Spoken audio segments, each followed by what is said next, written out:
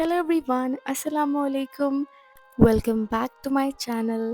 I wish आप लोगों का ये रमज़ान बहुत ही अच्छा गुज़र रहा होगा और आप इस रमज़ान को अच्छे से यूटिलाइज़ कर रहे होंगे। तो अब तक हम पढ़ रहे थे अर्रहीकुल मख्तूम, जिसका मैंने एक चैप्टर ऑलरेडी कवर कर दिया है, तो वो लिंक्स डिस्क्रिप्शन बॉक्स में है, आप वहाँ से देख लेना। तो फ़िलहाल आज से हम स्टार्ट कर रहे हैं कुरान शरीफ की ट्रांसलेशन एंड यस बिस्मिल्लाह। अल्लाह के नाम से शुरू करता हूँ जो बड़ा मेहरबान और निहायत रहम वाला है। सारी तारीफ़ें अल्लाह ही के लिए सज़ावार है जो सारे जहानों को पालने वाला है, जो बड़ा मेहरबान और निहायत रहम वाला है, जो रोज़ाए जज़ा का मालिक है। हम तेरी ही इबादत करते हैं और तुझसे ही मदद तलब करते हैं। तू हमें सीधा रास्ता दिखा दे, उनका रास्ता जिन पर तूने इनाम किया है, ना उनका रास्ता जिन पर तेरा गज़ब हुआ है, और ना ही गुमराहों का रास्ता। मैं अल्लाह के नाम से शुरू करता हूँ जो बड़ा मेहरबान और निहायत रहम वाला है। अलिफ लाम मीम, ये अल्लाह की किताब है, इसमें ज़रा शक व शुबा की गुंजाइश नहीं है।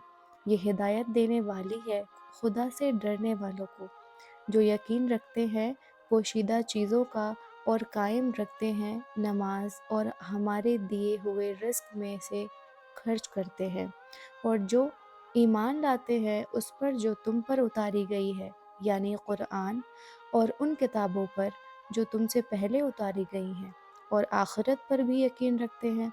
यही लोग अपने रब की तरफ से सीधे रास्ते पर हैं, और यही लोग पूरे कामयाब हैं। बिलाशुबा काफिरों के लिए ये बात बराबर है, तुम उन्हें डराओ या ना डराओ, वो ईमान नहीं लाएंगे। अल्लाह ने उनके दिलों पर, उनके कानों पर मोहर लगा दी है, और उनकी आँखों पर पर्दा पड़ा हुआ है, और उनके लिए बड़ा अजाब है। और बाज़ आदमी कहते तो हैं कि हम अल्लाह पर और यौम आखिरत पर ईमान ले आए, दरअसल ये ईमान नहीं लाए, ये अल्लाह को और मोमिनीन को धोखा देते हैं, मगर दरअसल ये अपने आप को ही धोखा दे रहे हैं। खुद तो अपने शाऊर और एहसास की कुव्वत से भी महरूम है। उनके दिलों में बीमारी है, तो अल्लाह ने उसमें और इजाफ़ा कर दिया, और उनके लिए दुख देने वाला अजाब है। और जब उनसे कहा जाता है कि ज़मीन में फ़साद मत फैलाओ, तो कहते हैं अरे हम तो इस्लाह कर रहे हैं। ख़बरदार, बेशक यही फ़साद करने वाले हैं, मगर कोई शाऊर नहीं रखते। और जब उनसे कहा जाता है कि तुम भी ईमान लाओ जैसे कि ये लोग लाए हैं, तो कहते हैं क्या हम ऐसे ईमान लाएं जैसे कि ये बेवकूफ़ लाए हैं। ख़बरदार, दरअसल यही बेवकूफ़ हैं, मगर नहीं जानते। और जब ये मोमिनीन से मिलते हैं तो कहते हैं हम तो ईमान ले आए, और जब तन्हा अपने शैतानों में जाते हैं तो कहते हैं हम तो तुम्हारे साथ हैं, हम तो उनसे मजाक करते हैं।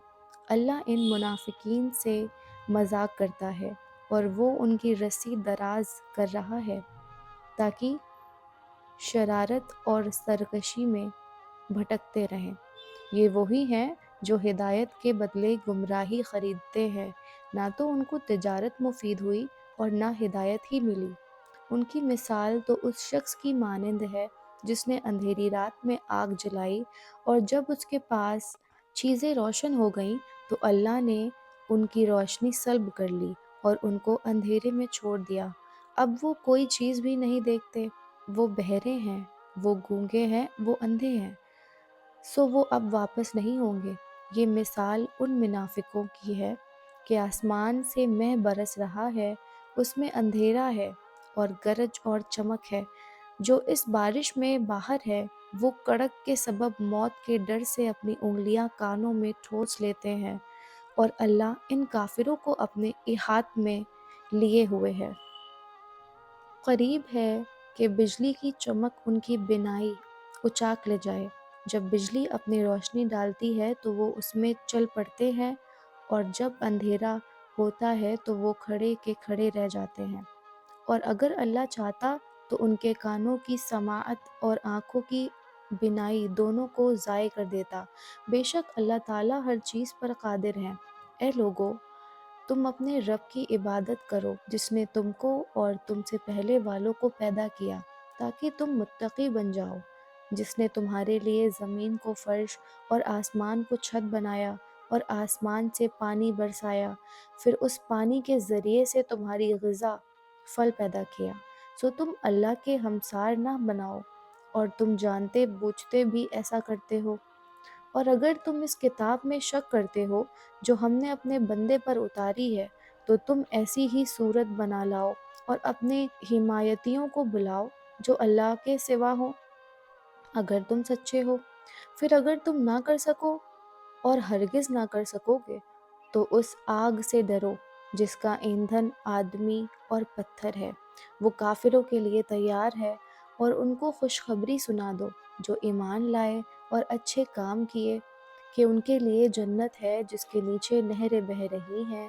جب پھل کھانے کے لیے دیے جائیں گے تو وہ بول اٹھیں گے، یہ تو وہی ہے جو اس سے پہلے ہم کو مل چکا ہے، اور واقعی ان کو وہی دیا جائے گا جو اس سے ملتا جلتا ہوگا، اور ان کے لیے اس میں بیویاں ہوں گی جو پاکیزہ ہوں گی، اور وہ ہمیشہ جنت میں رہیں گے۔ ماشاءاللہ۔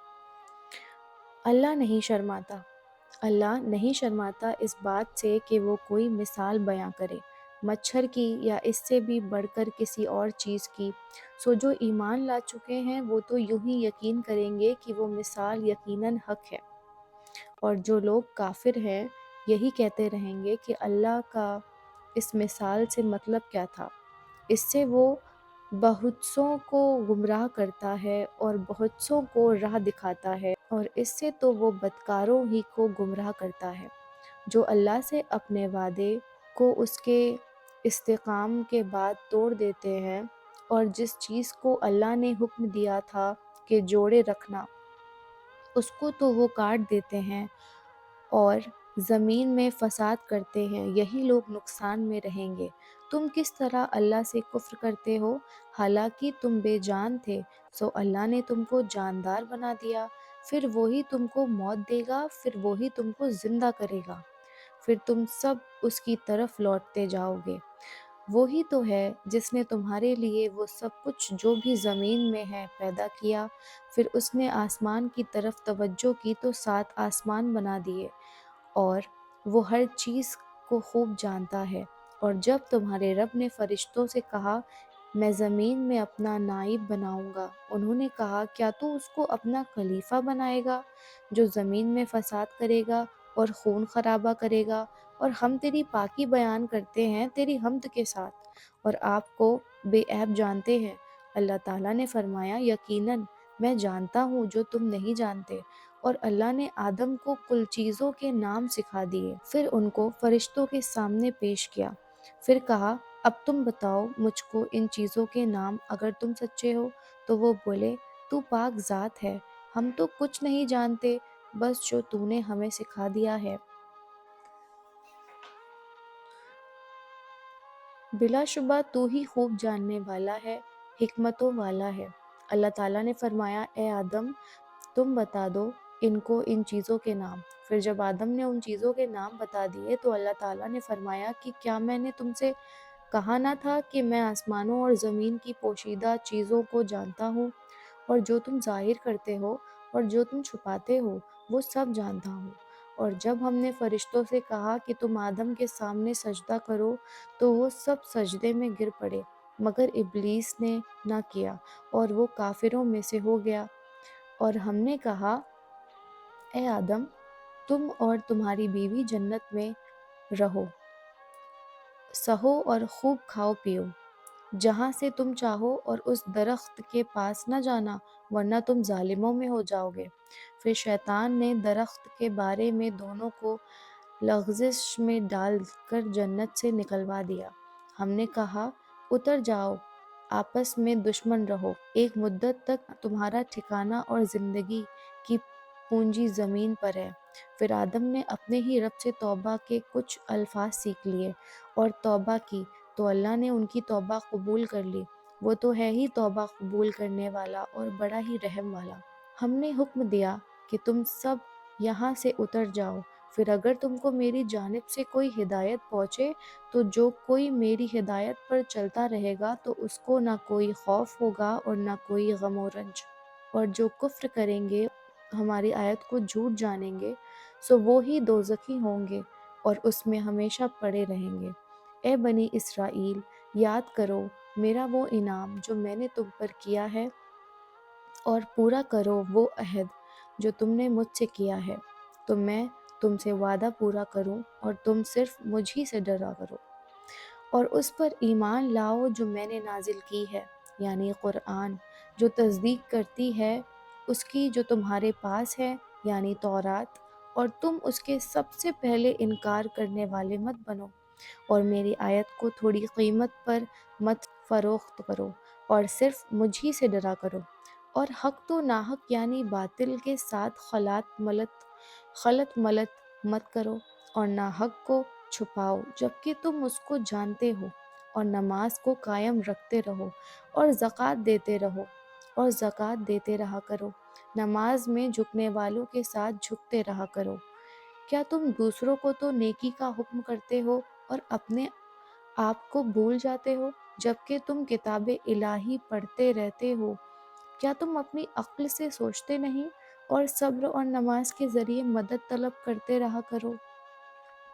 اور بلا شبہ یہ گران گزرتا ہے مگر خشوع کرنے والوں پر نہیں، جو یہ خیال رکھتے ہیں کہ ان کو اپنے رب سے ملاقات کرنی ہے اور اسی کے پاس واپس جانا ہے۔ اے بنی اسرائیل، تم میرے وہ انعام یاد کرو جو میں نے تم پر کیا ہے، اور اس کو کہ ساری دنیا جہان والوں پر میں نے تم کو فضیلت بخشی، اور اس دن سے ڈرتے رہو جس میں کوئی شخص کسی کے کام نہ آئے گا، اور نہ کسی کی طرف سفارش قبول ہوگی، اور نہ کسی سے معاوضہ لیا جائے گا، اور نہ ان کو کوئی مدد دی جائے گی۔ اور جب ہم نے تم کو آل فرعون سے نجات دلائی جو تم کو ایذا پہنچانے میں لگے رہتے تھے، تمہارے بیٹوں کو ذبح کر ڈالتے تھے اور تمہاری عورتوں کو زندہ چھوڑ دیتے تھے،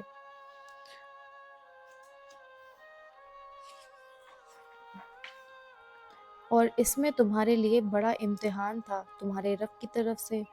اور جب ہم نے دریائے شور کو تمہارے سبب پھاڑ دیا، پھر ہم نے تم کو ڈوبنے سے بچا لیا اور فرعون کے لوگوں کو فرعون کے ساتھ غرق کر دیا، اور تم اس وقت دیکھ رہے تھے۔